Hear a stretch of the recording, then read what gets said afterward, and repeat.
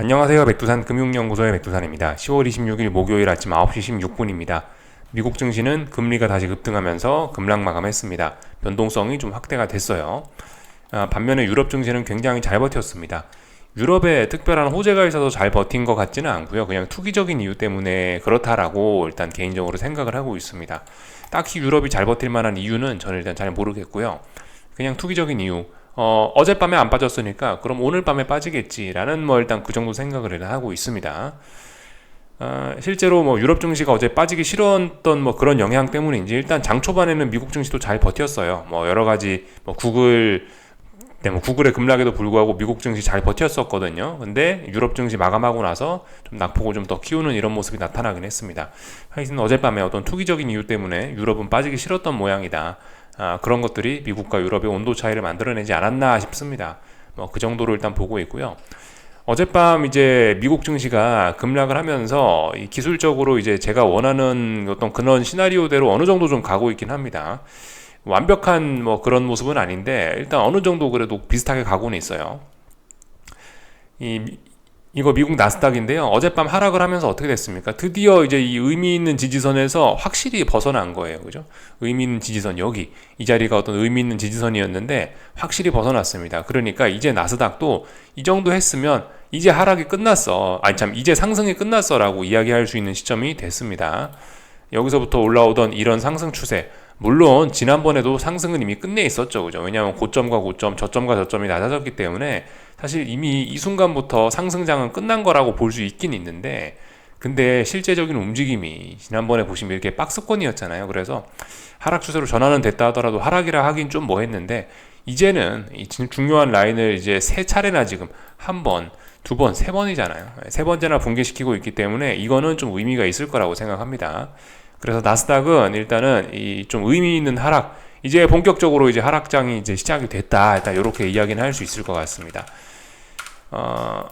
제가 생각했던 시나리오와 비슷하게 가고 있는데, 근데 완벽하게 생각했던 시나리오는 아닙니다. 왜냐하면은 이번 주에 계속해서 강조 말씀드리는 게 하락 파동 개념에 관해서 좀 말씀드리고 있는데, 10월 12일부터 해서 이 하락이 시작된 거잖아요. 근데 지난 10월 24일 날 화요일 날에 한번 반등을 좀 세게 주면서, 장중에 반등을 좀 세게 주면서 윗꼬리가 이렇게 달렸단 말입니다. 이 윗꼬리 때문에 이게 지금 한 번의 파동으로 빠졌다라고 이야기하기는 조금 좀 껄끄럽게 됐어요.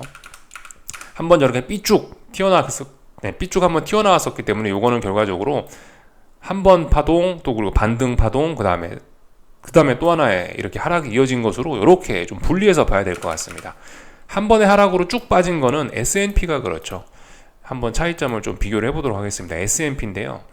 S&P는 지금 보시다시피 지난번에 중요했던 자리, 이런 자리를 좀 완벽하게 좀 넘어선 건 아니거든요. 그래서 이건 그냥 요렇게 그냥 하나의 파동으로 빠진 거라고 볼 수가 있겠습니다.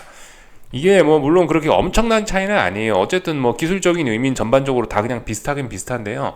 이 정도 차이가 있다. 다만 여기서 이렇게 한 번의 파동으로 길게 쭉 빠져버린 거는 이제 다음번에 반등이 나오면 또 요렇게 좀 어떤 하락 목표치를 좀 길게 가지고 갈 수 있는 이 정도 미래가 좀 달라지는 거겠죠. 이렇게 좀 파동이 나눠져서 한번 끊어졌다가 다시 이제 이렇게 빠지는 것 같은 경우는 여기서 이제 어떻게 될지 모른다. 여기서 이제 빠졌는데 여기서 이제 또 새로운 뭔가 또 고민을 또 해봐야 되는 거죠. 이 다음엔 어떻게 될지 이제 알 수가 없는 거죠. 여기서 반등이 올라오는 게 어떤 다시 상승 전환을 위해서 올라오는 건지 뭐가 되는 건지 일단 솔직히 그런 건 일단 좀 알 수가 없는 부분이 되긴 됐다. 일단은 하락 파동이 한번 끌어져 갖고 이렇게 일단 진행이 되고 있는 거기 때문에 앞으로 미래에 관한 이야기, 어떤 미래에 관한 시나리오가 조금은 좀 달라져야 된다라는, 해석이 조금은 좀 달라져야 된다라는 거 일단 말씀을 좀 드릴 수가 있겠습니다. 한 번에 쭉 빠진 S&P와 한 번 나눠서 빠져버린 S&P가 나스닥 같은 경우는 이 미래에 관한 관점이 약간 차이가 나야 된다. 그 정도 말씀 좀 드릴 수가 있겠습니다. 하여튼 나스닥은 앞으로 일단 한번 저렇게 나눠져서 빠졌기 때문에 일단 앞으로 어떻게 될지 잘 알 수가 없는 부분이고, S&P 같은 경우는 한 번의 파동으로 쭉 빠졌기 때문에 비교적 강력한 매도세를 확인을 한 거기 때문에 다음번에 반등 올라오고 또 빠지겠지라는 그런 시나리오를 그냥 부담스럽지 않게 이야기할 수 있는 그런 상황이 된 거죠. 아무튼 근데 중요한 건 하여튼 다 빠져가지고 본격적인 좀 하락 추세로 이렇게 전환이 되고 있다. 하락 추세 강화 이런 의미가 있겠습니다. 어젯밤 하락은요 잘 빠지고 있다라는 겁니다. 급락 마감을 하긴 했지만 뭐 딱히 뭐 엄청나게 많이 빠졌다, 단기 낙폭과대다, 뭐 아직 이런 건 아닙니다. 예, 아직까지 조금 더 빠져도 뭐 이상하지는 않은 뭐 그런 상황이에요. 하여튼 잘 빠지고 있는 거고, 그래서 하락 추세 강화, 뭐 이런 식으로 하락 추세 전환, 하락 추세 강화, 이런 의미를 좀 가질 수가 있겠습니다. 그래서 그 말씀을 드리고 있는데, 이런 상황에서 이 추격은 좀 애매할 수 있다라는 겁니다. 그 계속해서 말씀을 드리지만은 이게 그 지금은 이게 쭉 빠지고 있는데, 어쨌든 뭐 계속해서 한파동으로 쭉쭉쭉 빠지고 있단 말이죠. 사실상 한파동으로 쭉쭉쭉 빠지고 있는데, 나스닥도 그래요. 뭐 물론 엄밀히 따지면은 이 반등이 한번 나와서 이게 지금 구분을 해야 된다라고 말씀을 드렸지만, 현실적으로 지금 쭉쭉쭉 한 번에 쫙 빠지고 있는 거란 말입니다. 현실적으로는요. 이 엄밀하게 따지는 게 아니고 그냥 대충 보면은 거의 한 번에 쭉 빠지고 있긴 있는 거란 말이에요. 그렇기 때문에 이렇게 한 번에 쭉 빠지면 문제가 뭐냐? 여기서부터 해갖고 이렇게 빠진 이런 이 어쨌든 누적된 하락의 피로가 생긴단 말입니다. 하락의 피로감이, 단기적인 피로감은 뭐 괜찮을 수 있으나 이 하락에 대한 누적된 피로감은 계속해서 유효한 부분이기 때문에, 이 가면 갈수록 이제 이런 상황에서 하방을 추격하는 거는 굉장히 더 위험 부담이 커질 수가 있다라는 겁니다. 지금 상황에선 그저 말씀드렸죠. 차라리 여기서 쭉 빠지면은 한번 매수를 여기서 노리거나, 아니면은 쭉 빠졌다가 올라오는 상황에서 반등시 매도 전략을 하는 게 맞지, 여기서 지금 뭔가 진행 중인데 여기서 내가 굳이 뭔가를 하려고 하면은 굉장히 좀 삶이 좀 어려워지는 그런 경향이 있는 것 같습니다. 그래서 하여튼 지금 같은 경우는 그냥 가만히 지켜보자라고 말씀을 드리고 있죠. 근데 어쨌든 뭐 지금 제가 뭐 여기서 뭐 앞으로 반등이 나온다 뭐 그런 걸 주장하는 건 아닌데, 개인적인 경험상은 그렇습니다. 개인적인 경험상은 이 뭐 나스닥 기준으로 봤을 때 이런 자리에서 반등을 노리는 것보다는, 만약에 이제 내가 뭐 상승 베팅을 하고 싶다라고 한다면은 이런 자리도 매력적이었죠. 근데 매력적인 이런 자리 말고 매력적인 자리에서 한 번 더 빠졌을 때 차라리 이런 자리에서 반등에 베팅하고 매수에 베팅하는 게 차라리 조금 더 확률이 좀 높았던 것 같다라는 생각이 들긴 합니다. 그 계속해서 말씀드리죠. 매력적으로 보이는 자리들이 있는데, 매력적으로 보이는 자리에서 내가 뭔가 진입을 했을 때는 결과가 안 좋을 가능성이 좀 높다. 매력적인 상황에서 한두 번 정도 더 할인이 들어가야 진짜 기회일 가능성이 좀 높을 것 같다. 이런 이야기를 좀 드리고 있습니다. 계속해서 말씀드리지만 이게 지금 그냥 뭐 저의 경험을 교육적인 차원에서 말씀드리는 거지, 여기서 지금 매수 베팅하면 된다? 안 됩니다. 왜냐하면 매수세가 안 보이기 때문에, 매수세가 안 보이기 때문에 하여튼 매수 잡으면 안 된다라는 거, 여기서 상방 베팅하면 안 된다라는 거 일단 말씀을 드리고 있습니다. 그래서 뭐 전반적인 이야기를 좀 드려봤고요. 어젯밤 같은 경우는 사실 저도 좀 깜짝 놀랐어요. 사실 어젯밤에 놀란 게 아니고 오늘 아침에 일어나서 좀 놀랐습니다. 사실 미국 증시가 이렇게 원웨이 하락으로 이렇게 시원하게 빠질 줄은 몰랐거든요. 이렇게 시원하게 빠질 줄 몰랐거든요, 저는. 어젯밤에는 그냥 적당히 빠지다가 올라올 줄 알았어요. 그래서 아침이 되면 아래 꼬리가 달려있거나 좀 회복을 했을 줄 알았는데, 하루 종일 빠져서 좀 굉장히 좀 놀래긴 했습니다. 어젯밤 분봉을 보면서 제가 들었던 생각들을 말씀을 드리면 좋을 것 같긴 한데요. 어젯밤 그냥 한 요 정도, 어젯밤 여기쯤에서 잤습니다. 30분 봉인데요. 여기 그러니까 30분 봉 4개 정도 보고 잤으니까 한 2시간 정도 보다가 잤네요. 2시간 정도 보다가 잤는데, 일단은 뭐 제가 생각했던 건 그렇습니다. 제가 말씀드렸던 중요한 지지선이 대략적으로 14,650 뭐 대략적으로 이 정도 자리를 말씀을 드렸었죠, 어젯밤에요.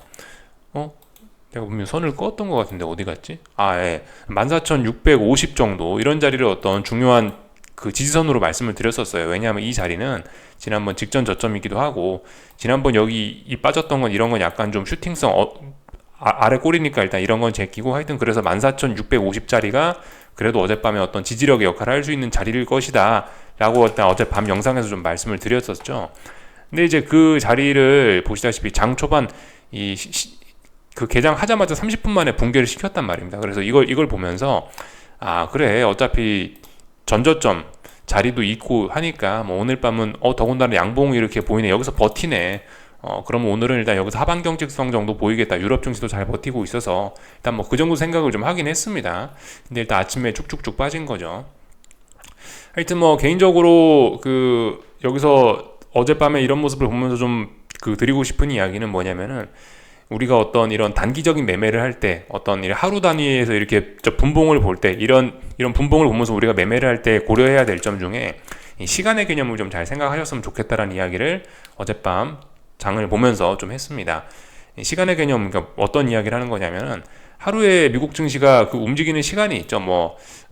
그 6시간인가 8시간인가 제가 하루 종일 미국 증시를 보는 게 아니라 정확하게는 잘 모르겠지만 하여튼 하루에 그 정해진 시간만큼만 시장은 열립니다. 그죠? 정교장은요. 그래서 제가 드리고자 하는 이야기는 장 초반에 너무 많이 뭐가 확 다 빠져버리면은 남은 시간 동안 뭘 할 거냐 이런 거를 좀 우리가 좀 고민을 해봐야 된다는 겁니다. 이 목표치가 예를 들어 요까지예요. 이게 하루 종일 해가지고 여기까지 빠졌다라면은 이렇게 그냥 마감하기 쉽겠죠. 근데 어젯밤 장 초반 땡 하자마자부터 30분 만에 여기 빠져버리면 나머지 남은 시간, 이 긴 시간 동안은 뭘 해야 되냐 이런 부분을 좀 이제 우리가 매매하면서 생각을 해보는 게 좋겠다라는 겁니다. 이렇게 장 초반에 일단 어떤 중요한 지지선에 딱 도달을 해버리면은 여기서는 두 가지 가능성이 있겠죠. 장 초반부터 중요한 지지선에 딱 도달을 했으니까 앞으로 남은 5시간, 6시간, 7시간 이 시간은 여기서 하방 경직성을 보일 수 있을 것이다. 그러면서 반등 시도를 할 것이다 라는 시나리오를 가져볼 수 있을 거고, 아니면은 이 장 초반부터 중요한 지지선에 딱 도달을 했는데 앞으로도 남은 시간이 많으니까 앞으로 그러면 원웨이 하락으로 쭉쭉쭉쭉 더 빠질 것이다 라는 그런 시나리오를 가져볼 수도 있을 거고요. 근데 어젯밤에 저는 그래서 여기서 양봉 몇 개 보이길래 그래 오늘 밤은 안 빠지고 우리가 올라오겠다라는 시나리오이겠거니 라고 생각을 하면서 잤거든요. 애플도 비교적 잘 버티고 있었고 그래서 그냥 잤는데 세상에 아침에 일어나니까 원웨이 하락을 선택을 했더라고요. 하여튼 이런 생각을 좀 말씀을 좀 드려봤습니다. 하여튼 그래서 기술적인 의미는 말씀을 드렸죠. 네. 하여튼 제가 말씀드리고 싶은 건 그 시간에 관련된 부분, 장 초반에 모든 걸 다 해버린다. 그럼 이제 앞으로 남은 시간 동안 뭘 할 것이냐. 빈 도화지가 있지 않습니까? 그죠? 하루에 증시가 열리는 시간이 6시간이건 8시간이건 이렇게 있는데 장 초반에 여기 움직였다. 그럼 앞으로 남은 시간에 뭐 할래? 계속 오를래? 아니면 장 초반에 너무 많이 빠져버렸다. 그러면 계속해서 더 빠질래? 아니면 여기서 올라올래? 이런 거, 이렇게 좀 선택지가 좀 여러 가지 있다는 거, 이렇게 좀 생각을 좀 해보셨으면 좋겠어요. 시간의 개념도 우리가 시장을 볼 때 생각해봐야 되는 거다. 장 초반에 너무 많이 움직여버리면 그 다음에 뭐 할 거냐? 이런 생각을 한 번씩 매매하실 때 하시면은 좋을 것 같다. 이런 이야기를 좀 드려봤습니다. 간단하게 좀 이런 이야기는 좀 드려보고요. 하여튼 잘 빠졌어요. 네, 그래서 지수는 잘 빠졌는데 어젯밤은 애플이 그렇다고 많이 빠지진 않았고 전 종목들이 골고루 많이 빠지면서 지수를 골고루 좀 끌어내리긴 하더라고요. 그래서 지수의 움직임에 비하면 애플은 잘 버티긴 했죠. 어젯밤 애플 같은 경우는 좀 나스닥의 하락의 영향으로 애플이 좀 어거지로 좀 빠졌다라는 생각이 좀 들긴 해요. 하여튼 그래서 애플을 좀 잠깐 보시자면 이런 모습이죠. 그래서 애플도 지금 보시면 아직까지 의미 있는 반등이 나타나지는 않고 있습니다. 그냥 쭉쭉쭉쭉 한 파동으로 잘 빠지고 있고요. 그래서 지금 이제 중요한 어떤 직전 저점 자리 지지력을 테스트하러 왔는데 일단 지지력이 보이지 않습니다. 애플도 이 하락 파동이 연장될 가능성이 지금 일단 보이고 있죠. 그러나 아직까지 애플은 강해요.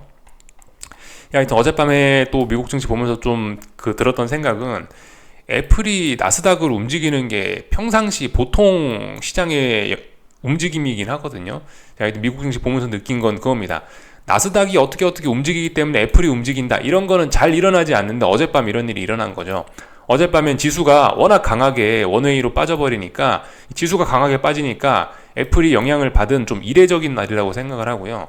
평상시에는 제가 봤을 때 애플이 어떻게 움직이기 때문에 나스닥이 움직인다. 애플이 원인이고 나스닥이 좀 결과다. 이렇게 좀 보시는 게 좋을 것 같아요. 평상시에는요. 어제 같은 경우는 지수가 강력하게 빠지는 좀 독특한 상황이었기 때문에 어제는 이제 원인과 결과가 약간 평상시와 달리 좀 뒤바뀌었다라는 생각이 됩니다만 하여튼 그렇다. 그래서 애플이 하여튼 중요합니다. 어젯밤 애플이 강한 걸 보고 안 빠지겠거니 그냥 그렇게 생각을 했는데 어제가 하필이면 이례적인 날이었긴 했네요. 하여튼 이 정도 이야기를 좀 드려봤습니다. 그래서 애플은 잘 빠지고 있으나 아직까지 버티고는 있다. 그죠? 애플은 아직 하락 추세이긴 합니다. 애플도 하락 추세는 맞는데 본격적으로 좀 하락이 좀 가팔라지고 좀 아직 그런 건 아니죠. 그죠? 아직까지 왜냐하면 여기서 잘 버티고 있기 때문에 그래서 이 정도까지 좀 보면은 될 것 같습니다. 그래서 쭉쭉쭉 좀 말씀을 드려봤고요. 금리가 어젯밤에 올라갔죠? 금리가 올라간 것 때문에 이 증시가 좀 그렇게 발작을 한 겁니다. 그러나 아직 5%를 넘어간 것은 아닙니다. 말씀드렸죠. 채권 투자 공격적으로 하시는 분들은 5%가 넘지 않으면은 계속해서 어쨌든 5%를 기준으로 해서 채권 투자를 하실 수 있다라는 말씀을 좀 드리고 있고요. 하여튼 5%가 지금 중요한 저항입니다. 어젯밤에 금리가 올라가면서 나 이제 금리가 다시 올라갈 거야 라는 재상승의 어떤 신호를 주긴 줬지만 5%를 넘어서기 전까지는 아무런 의미가 없습니다. 어젯밤은 사실 그냥 시장이 그냥 놀래서 그냥 지 혼자 빠진 거예요. 사실 실질적인 뭐 그런 움직임 같은 건 잘 없었다라고 생각하시면 되겠습니다. 5%를 넘어선 거는 아닙니다. 5% 넘어서야 본격적인 의미가 있고 그런 겁니다. 하여튼 계속해서 강조 말씀드리는데 아직 이 10년물 국채금리의 상승은 끝난 것은 아니고 다만 이제 더 랠리가 진행되려면 5%를 빨리 또 넘어가야 되겠죠. 넘나 안 넘나 이것이 중요한 겁니다. 이거를 앞으로 잘 보자라는 겁니다. 결과적으로 5%못 넘어가면은 단기 쌍고점이 중기 쌍고점이 되고 다중고점이 되고 이러면서 결국 또 하락 추세로 전환될 수 있다라는 거 생각해 보셔야 되겠습니다. 금리가 올라서 그랬다. 근데 그래봐야 아직 금리는 이 어떤 답답한 조정 구간이다. 본격적인 랠리가 시작된 것은 또 아니다. 본격적인 랠리 시작되려면 5%를 넘어야 된다는 이야기를 좀 드려봤습니다. 어젯밤 이 금리가 올라갔던 거에 사실 또 여러 가지 또 이유들이 좀 있긴 있는데요. 근데 사실 뭐 여러 가지 이유가 없더라도 사실 지금 금리는 이렇게 올라갈 수밖에 없는 그런 기술적인 이유, 뭐 투기적인 이유 그런 것도 크게 작용을 하고 있습니다. 그렇지만 어떤 그 재료도 좀 보자고요. 알고는 넘어가자고요. 어젯밤에 이제 무슨 일이 있었냐. 신규 주택 판매가 발표가 됐거든요. 경제 지표들 중에서 미국 신규 주택 판매, 뉴 홈 세일즈 요게 나왔는데 예상치를 굉장히 상회했습니다.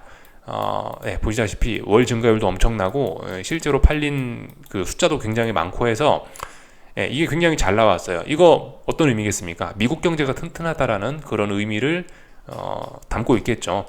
미국 경제가 튼튼하다라는 건 인플레 우려, 또 금리 상승 이렇게 연결이 될 수 있지 않겠습니까? 그죠? 이런 거에 좀 영향을 받았다라고 생각하시면 좋을 것 같고요. 결정적인 건 아니고 영향을 좀 받았다라고 생각하시면 좋을 것 같고 저렇게 신규 주택 판매가 좋았다라면은 오늘 밤에 발표 예정인 미국 그 3분기 GDP 같은 경우는 예상치를 조금 상회할 가능성이 또 있지 않겠습니까? 그죠? 지금 보시다시피 이미 그 3분기 예상치가 4.2%예요. 지난번에 2.1이었는데 4.2란 말입니다. 그러니까 지금 뉴홈 세일즈가 저렇게 잘 나왔으면 이거 지금도 높은 예상치인데 이걸 더 상회할 수도 있으니 금리가 오르는 건 좀 자연스러운 일일 수 있겠죠. 그죠? 요 정도 생각을 하시면 될 것 같고요. 그리고 어젯밤 금리가 올랐던 거에는 국채 입찰이 있었는데요. 국채 입찰이 굉장히 부진했다라고 합니다. 여기에 안 나와 있는 것 같네요. 그래서 그냥 뭐 말로만 풀어내겠습니다. 이번 주인가 지난 주인가부터 해가지고 계속해서 어떤 단기물 채권 입찰들이 좀 요즘 진행 중이긴 하거든요. 여기에 지금 나와 있지는 않지만은 뭐 7년물, 5년물 국채 뭐 이런 것들이 미국 국채가 입찰이 진행이 되고 있는데 최근에 응찰률이 굉장히 부진하다라고 합니다. 아무래도 계속 미국 정부가 재정 정책을 강하게 밀어붙이니까 또 이스라엘 전쟁도 뭐 지원해야 되는 게 아니냐 이런 우려가 있다 보니까 그래서 계속해서 이 채권 입찰이 좀 부진한 것 같다라는 생각이 듭니다. 채권 입찰이 부진하니까 금리는 또 올라갈 수밖에 없겠죠. 그런 것들도 이제 이런 금리 상승에 영향을 좀 많이 미쳤을 거라고 생각을 합니다. 국채 입찰이 뭐 부진하고 있다. 이런 거 정도 참고로 알고 가시면 좋을 것 같습니다.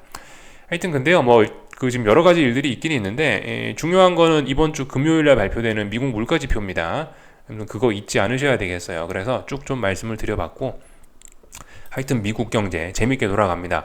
분명히 저축이 고갈이 되고 연체율과 부도율이 올라가고 그럼에도 불구하고 또 그리고 이 집을 산다. 우리가 어떤 부동산을 산다. 라고 한다면은 보통 대출을 많이 끼기 때문에 그죠? 아무래도 금리가 높은 상황에서는 이런 집을 구매하고 이런 게 쉽지 않은 일이 될 수가 있는데 하여튼 미국 경제는 참 재밌게 돌아갑니다.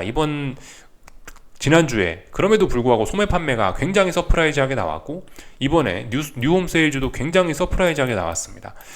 일각에 대해서는 일각에서는 이런 분석도 있긴 있더라고요. 지금 이렇게 연체율과 부도율이 올라가고 저축이 완전 소진된 상황에서도 이렇게 소비가 잘 되고 뉴홈 세일즈가 잘 나오는 것에는 이게 미국의 부자들이 계속해서 돈을 쓰고 있기 때문이다라는 그런 분석이 있긴 있더라고요. 아시다시피 미국도 양극화가 상당하죠. 미국의 중산층, 저소득층들은 상당히 이제 어려운 상황을 보내고 있는데 미국의 부유층들이 계속해서 이 소비 지출을 하고 있어서 미국 경제가 튼튼한 거다라는 그런 분석도 있긴 있더라고요. 참고적으로 우리 알아둡시다.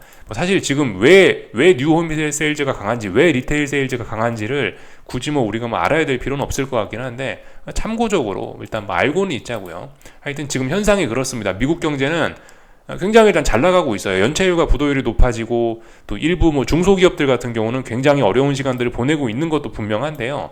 그럼에도 불구하고 일단 미국 경제 자체는 이런 숫자로 놓고 보면은 굉장히 잘 나가는 것도 사실입니다. 잠시만요. 제가 어제 뭔가 참 보여드릴 만한 재미있는 데이터를 본 것 같은데 이거였나? 아닌 것 같네. 잠시만요. 어제 뭐를 봤냐면은 예, 이거예요, 이거. 미국 중소형 기업들이 지금 워낙 금리가 올라가다 보니까 단기 대출에 대해서 10% 이자를 내고 있다라고 합니다. 이거 굉장히 좀 부담스러운 상황이 될 수 있겠죠, 그죠? 기업 경영하는데 단기론에 대해서 10% 이자를 내고 있다라면 이거는 굉장히 큰 부담이 될 수 있는데, 하여튼 미국은 정말 재밌게 돌아갑니다. 중소기업이나 어떤 작은 경제 주체들은 대부분 다 힘들어하고 있고, 부유층들의 소비가 미국 경제를 이끌고 있는 일단 그런 모습으로 그런 모습이 일단 눈에 띄는 것 같습니다. 그래서 일단 이 데이터를 좀 잠깐 좀 보시자면은 뭐 이런 모습입니다. 금리 부담이 굉장히 좀 높아지고 있다. 스몰 비즈니스, 그죠? 중소기업들이 굉장히 많은 이자 부담을 하고 있다. 굉장히 높은 이자로 돈을 끌어쓰고 있다. 통상적으로 이 정도 금리 됐으면은 위기가 한 번씩 좀 오긴 했었다라는 거. 여기 있는 회색 부분이 경기 침체를 의미하는 거겠죠. 굉장히 부담스러운 상황이다. 언제든 경기 침체가 와도 그다지 이상하지는 않은 뭐 그런 상황으로 일단 보입니다. 그래서 뭐 여기 정도까지 일단 좀 말씀을 좀 드려봤습니다. 지금 오늘 같은 경우는요, 지금 현재 시장에 이제 영향을 미치고 있는 부분은 뭐겠습니까? 메타 실적이겠죠. 사실 메타는 좋은 실적을 발표했는데요. 근데 이제 지금 시장은 보시다시피 빠지고 있거든요.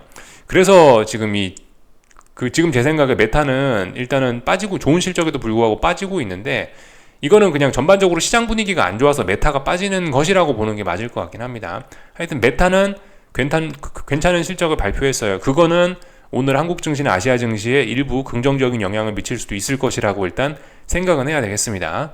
일단 여기 정도까지 쭉 살펴봤고요. 잠깐 달러까지만 좀 보고 가겠습니다. 달러 인덱스는 뭐 보시다시피 어젯밤 올라갔죠. 특별히 이상한 건 없으나 일단 또다시 저항에 걸렸습니다. 여기를 넘어가야 지금 여기를 넘어가야 이제 이 위쪽에 다시 정고점에 도전을 할 수 있는 거죠.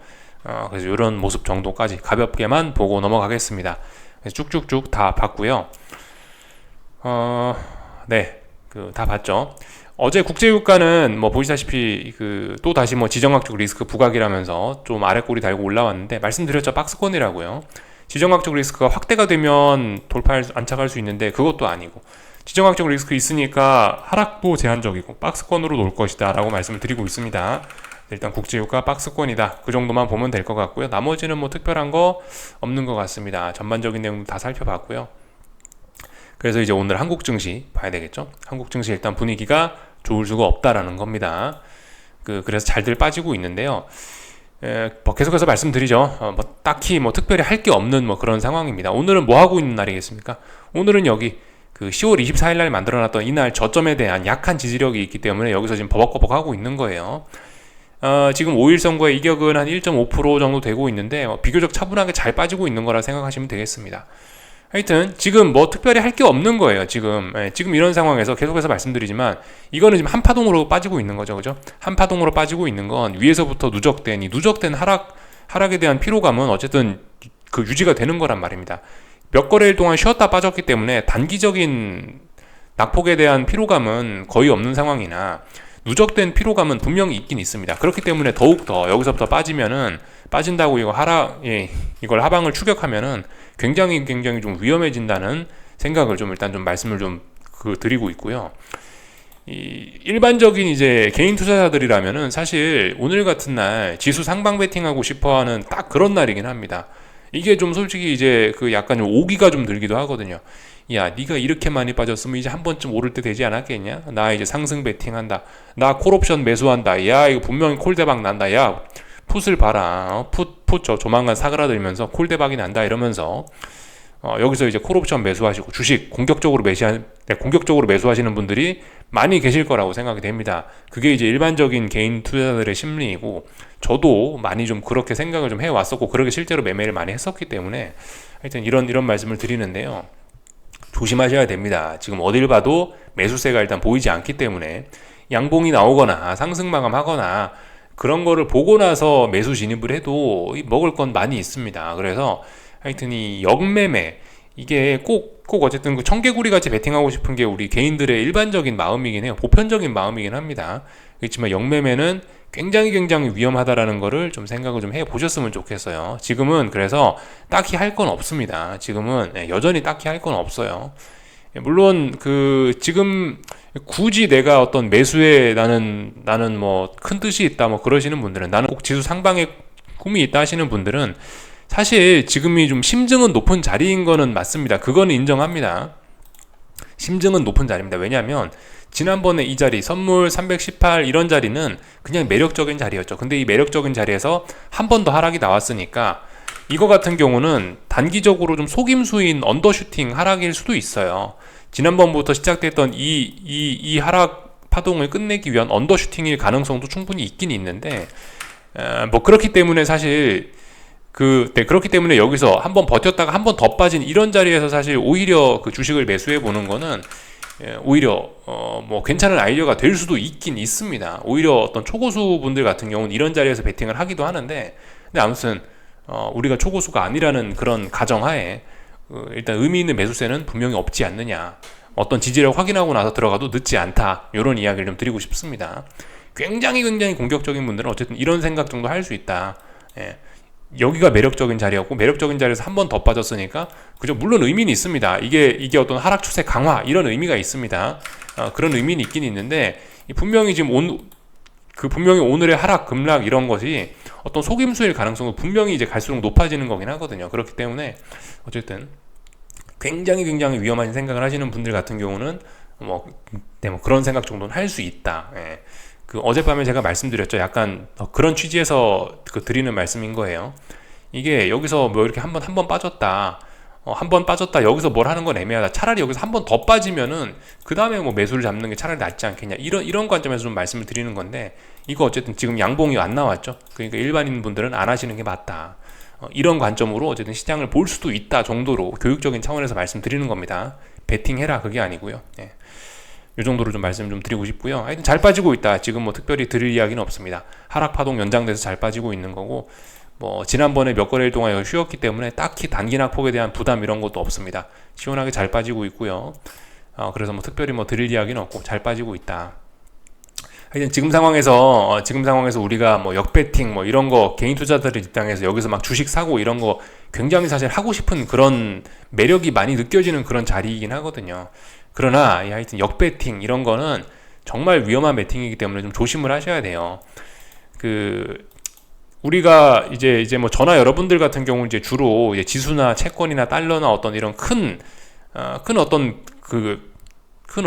매크로적인 걸 보는 사람들이기 때문에 역배팅을 해도 솔직히 그런 우리가 역배팅한 자산들이 당장 상폐가 되거나 거래 정지가 되거나 그럴 일은 거의 없단 말이죠. 코스피가 상폐가 될 리가 없잖아요. 원달러 환율이 내일 거래가 정지가 되고 이럴 일은 없잖아요, 사실상. 근데 만약에 이제 이게 개별 종목이나 개별 주식이다 라고 한다면은 이렇게 역배팅을 막 자주 하시면은 굉장히 좀 위험해질 수가 있긴 있습니다. 뭐 영풍재지 뭐 이런 거 뭐 대표적으로 뭐 보이는 종목이라 하나 뭐 갖고 나와 봤는데, 일단 무조건 이런 뭐 개별주들 특히 뭐 시가총액 뭐 몇천억대에 있던 이런 종목들 같은 경우는 이게 주식이 조금이라도 좀 아래쪽으로 좀 꺾이는 기미가 나타나면은 이렇게 팔 기회를 주지도 않는 경우가 좀 굉장히 많기 때문에 여기 이런 건 손절도 못해요, 그죠? 손절하고 싶어도 못하는 그런 경우가 생길 가능성이 굉장히 높기 때문에 특히나 이런 작은 종목들 혹은 개별 주식 하실 때는 무조건 우상향에 있는 거를 역배팅이 아니고 추종을 하시는 게 가장 좋은 매매다라고 좀 말씀을 좀 드리고 싶습니다. 물론 역배팅이 훨씬 재밌어요. 그게 재미있고 흥미롭고 수익률도 높을 수 있습니다. 잘만 하면요. 근데 그거 굉장히 어려운 거다. 역배팅은 어렵고 차라리 우리 개인 투자자들은 올라가고 있는 주식을 무조건 하는 게 그게 일단 가장 맞는 것 같습니다. 아니면은 애초에 역배팅을 해도 뭐 망할 우려가 없는, 뭐 거래 정지되고 뭐 이럴 우려가 없는 삼성전자, 하이닉스 이런 거 망하면 사실상 이제 대한민국 같이 망하는 거기 때문에 이런 종목들은 어떻게 잘못돼도 정부에서 살려준단 말이죠. 아예 뭐 역배팅 매매를 하시거나 뭐 그런 거 하실 거면 이렇게 큰 친구들을 역배팅을 하시는 게 좋은 거고, 작은 친구들은 역배팅 잘못하셨다가는 아예 이제 진짜 재산이 0이 돼 버릴 수도 있는, 바로 한 번에 깡통을 잘 수도 있는 그런 일이 생길 수도 있기 때문에 하여튼 좀 굉장히 좀 주의하셨으면 좋겠다 싶습니다. 개별 종목, 개별 주식들, 특히 중소형주 하실 때는 반드시 상승만 추종하셔라. 하락을 추종하시는 거는 역배팅하는 건 굉장히 좀 위험하다. 이런 이야기를 좀 드리고 싶습니다. 하여튼 지금 청개구리처럼 생각하기 딱 좋은 때라서 이런 이야기를 좀 드리고 있는데요. 청개구리 같은 그런 매매는 가끔 해야 됩니다. 가끔. 이거 맨날 하면 오래 살기가 좀 힘들어요. 가끔 진짜 역배팅은 내가 큰 뜻을 갖고 있을 때 어쩌다 한 번 하는 거지, 매일같이 하면은 다칠 수 있다. 이런 이야기 좀 드리고 싶었습니다. 환율 잘 올라가고 있는데 그래봐야 박스권이라 특별히 뭐 드릴 이야기는 없고요. 여기까지 하겠습니다. 궁금한 거 리플 남겨주시고요. 오늘 저녁에 뵙도록 하겠습니다. 여기서 마치겠습니다.